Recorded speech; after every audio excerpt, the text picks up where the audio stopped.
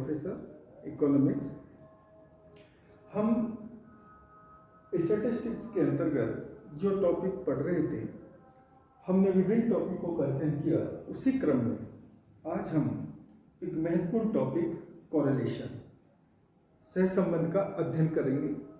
ये टॉपिक हमारे GGT university के बीए सेकेंड ईयर के लिए, इसके अलावा सभी विश्वविद्यालयों, चाहे एमएलएसयू, राजस्थान यूनिवर्सिटी या भारत के अन्य विश्वविद्यालयों, अन्य कॉम्पिटिटिव एग्जाम, सभी के लिए समान रूप से उपयोगी है। बहुत महत्वपूर्ण टॉपिक है जिसका आज हम अध्ययन करना चाहेंगे, और वो है सहसंबंध, कोरिलेशन। जैसा कि कोरिलेशन अभी तक हमने, चाहे हमने सेंटर टेंडेंसी पढ़ी, चाहे हमने प्रतीपगमन पढ़ा, चाहे हमने दूसरी चीज़ें हमने पढ़ी, तो जब हम सेंटर टेंडेंसी पढ़ रहे थे वहाँ हमें केवल एक ही चर के द्वारा उसका हमने अध्ययन किया। लेकिन अब हम सहसंबंध के अंतर्गत हम देखते हैं कि हमारे पास x एंड y दो प्रकार के चर, यानी कि जब एक से अधिक चरों के बीच हम कोई भी प्रकार का परिवर्तन अगर देखें या उनके हम संबंध का अध्ययन करना चाहें तो वो सहसंबंध कहलाता है।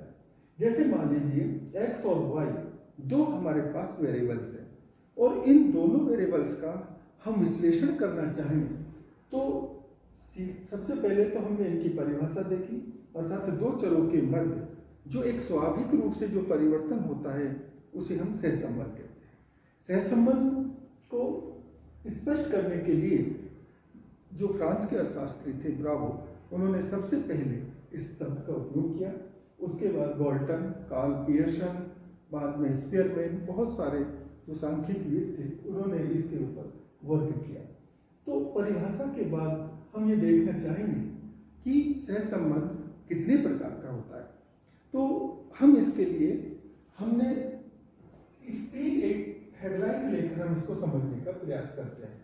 पहला जो बेस है सहसंबंध को समझने के लिए वो है कि सहसंबंध या तो पॉजिटिव होता है या नेगेटिव होता है, अर्थात धनात्मक और ऋणात्मक सहसंबंध। इसको समझने के लिए कि धनात्मक सहसंबंध किसे कहते हैं और ऋणात्मक सहसंबंध किसे कहते हैं, इसके लिए हम देख सकते हैं कि हमारे पास अगर दो चर हैं x एंड y, और अगर दोनों चरों की दिशा एक ही हो, अर्थात दिशा से तात्पर्य है कि दोनों चर x एंड y या तो दोनों बढ़ रहे हैं या दोनों घट रहे हैं, लेकिन दिशा एक ही है।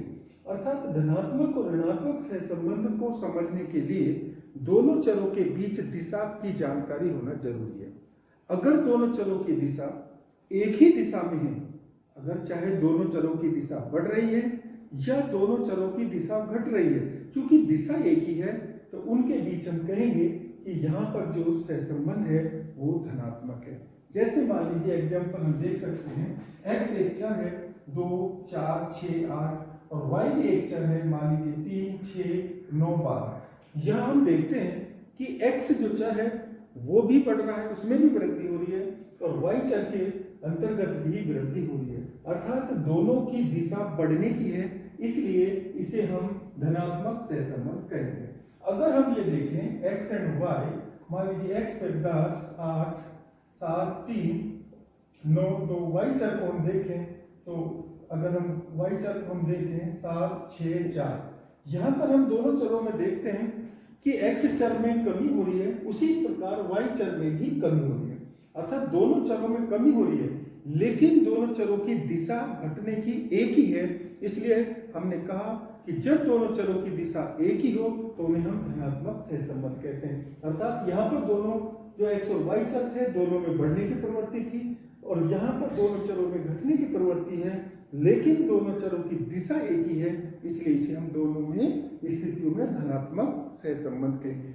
अगर हम ये देखें कि x चर में वृद्धि हो रही है और y चर में कमी, या x चर में कमी हो रही है और y जो वेरिएबल है उसमें वृद्धि हो रही है, अर्थात दोनों वेरिएबल्स में अपोजिट डायरेक्शन हो, अर्थात एक चर में वृद्धि और दूसरे चर में कमी हो, तो उसे हम ऋणात्मक सहसंबंध कहेंगे, अर्थात यहाँ दिशा दोनों की अपोजिट होगी। मान लीजिए ये हमारा एक चर है, x में 10, 8, 7, 3, x चर में कमी हो रही है और हम एक एग्जांपल लें कि y के अंतर्गत मान लीजिए 3, 6, 9, 12 और y चर में वृद्धि हो रही है, तो हम देखते हैं कि x चर और y चर दोनों की डायरेक्शन अपोजिट है, इसलिए इस स्थिति में हम कहेंगे कि ये ऋणात्मक सहसंबंध हुआ।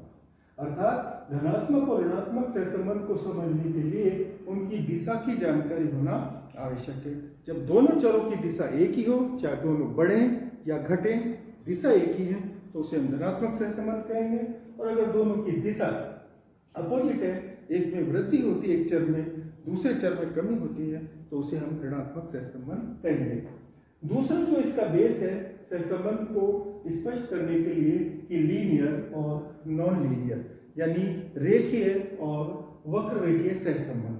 जैसे कि हम जानते हैं कि जब दो चर हमारे हैं x एंड y और उन दोनों के बीच अनुपात, या इसको समझने के लिए हमें रेशो यानी अनुपात का ध्यान होना आवश्यक है। जब दोनों चरों का अनुपात फिक्स हो, अर्थात x चर और y चर दोनों में जो रेशो या अनुपात है वो फिक्स होता है, तो उसे हम कहेंगे रेखीय सहसंबंध। जब x चर और y चर दोनों के बीच ये अनुपात परिवर्तनशील हो, अर्थात बदलता हुआ हो, तब हम कहेंगे कि वो अब एक रेखीय नहीं है, वो एक वक्र रेखी यानी उसकी आकृति एक कर्व के रूप में बनेगी, इसलिए उसे हम कहेंगे वक्रीय सहसंबंध। तो आसान है, हम x और y कोई भी चर का एग्जाम्पल ले सकते हैं और उनके बीच जो हम अनुपात देखेंगे, मान लीजिए 2, 4, 6, 8 और हम यहाँ पर लेते हैं 1, 2, 3, 4, तो हम देखते हैं कि इनके बीच जो अनुपात है वो फिक्स है। अगर अनुपात फिक्स है तो उसे हम कहेंगे कि रेखीय सहसंबंध है, और अगर ये अनुपात बदल जाए x और y के बीच में दोनों चरों में, तो हम कहेंगे कि वो वक्र रेखीय यानी नॉन लीनियर है। तो ये दूसरा आधार हुआ। तीसरा आधार जो सहसंबंध को हम डिफरेंस कर सकते हैं, सरल, बहुगुणी और आंशिक सहसंबंध। इसको समझने के लिए उनकी संख्या को बेस बनाया जाता है। अगर दो चरों के बीच सहसंबंध ज्ञात किए जाएं तो उन्हें हम सरल सहसंबंध कहते हैं। अर्थात चरों की संख्या केवल और केवल 2 हो तो उसे हम सरल सहसंबंध के नाम से जानते हैं। और अगर 2 से अधिक चरों के बीच सहसंबंध ज्ञात किया जाता है तो उसे हम बहुगुणी सहसंबंध कहेंगे। और तीसरा जो इसके अंतर्गत आता है संख्या के आधार पर आंशिक सहसंबंध।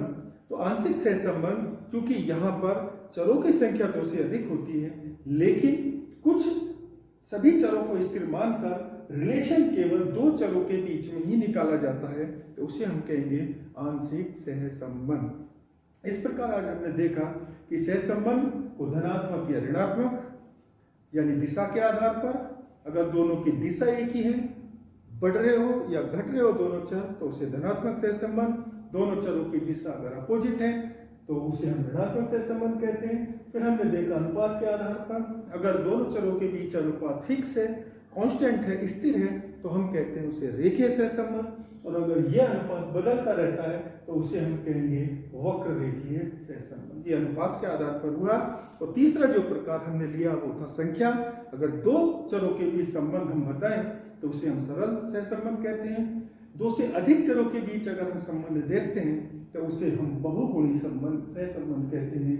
और तीसरा था इसी में संख्या के आधार पर आंशिक में भी जो चर हैं वो 2 से अधिक होते हैं, लेकिन सभी चरों को कांस्टेंट मानकर केवल 2 चरों के बीच संबंध ज्ञात किया जाता है, उसे हम आंशिक सहसंबंध कहते हैं। तो इस प्रकार आज हमने ये देखा कि सहसंबंध होता क्या है, अर्थात 2 या 2 से अधिक चरों के बीच होने वाले परिवर्तन को हम सहसंबंध कहते हैं, और उसके प्रकार क्या क्या हो सकते हैं इसका हमने अध्ययन किया।